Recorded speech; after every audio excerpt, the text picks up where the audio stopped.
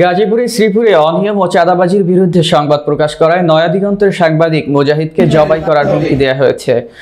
শুক্রবার সকালে এর প্রতিবাদে শ্রীপুর থানায় মূল ফটকের সামনে সাংবাদিকরা মানববন্ধন করেন। এ সময় সাংবাদিকরা তাদের নিরাপত্তা নিশ্চিত করতে প্রশাসনের হস্তক্ষেপ কামনা করেছেন এবং স্বাধীন সাংবাদিকতার পরিবেশ বজায় রাখার আহ্বান জানিয়েছেন।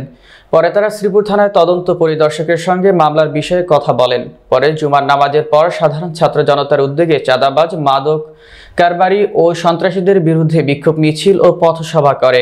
এ সময় বক্তারা দোষীদের দ্রুত গ্রেপ্তার ও শাস্তির দাবি জানান এবং প্রশাসনকে 24 ঘন্টার আলটিমেটাম দেন। সেটা দেয় নাই। আমি আমার সহকর্মীদের বিনয়ের সহিত বলবো, রিকোয়েস্ট করে বলবো, আপনারা আগে আইন জানেন। তবে আপনি সোশ্যাল মিডিয়ায় একজন মানুষকে অসম্মানিত করতে পারেন না, সেটা থেকে আমরা পরিহার করি। আমাদের যে সাহস আছে সেই সাহসের আপনার বুঝবে না, কারণ আমাদের উদ্দেশ্যে হুমকি দেওয়া হয়েছে প্রকাশ্য রাজদরবারে।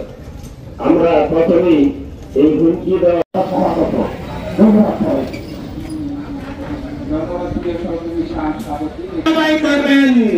তাদের মদত তাতে যারা গডফাদার যারা, আমি তাদেরকে হুঁশিয়ার করে দিতে চাই। আমার প্রশ্ন প্রশাসনের কাছে,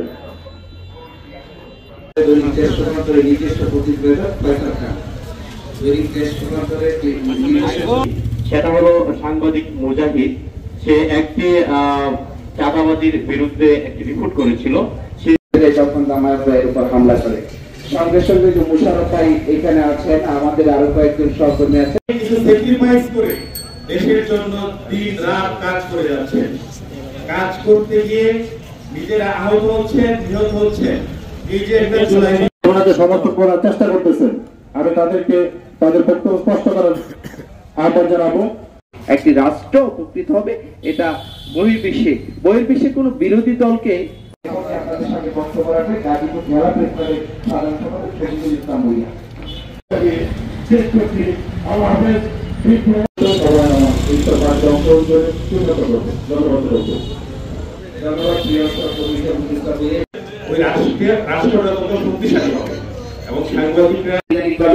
যে সরকারের ভুলগুলো ধরিয়ে দেওয়া, রাজনৈতিক নেতাদের ভুলগুলি ধরিয়ে দেওয়া, তখনই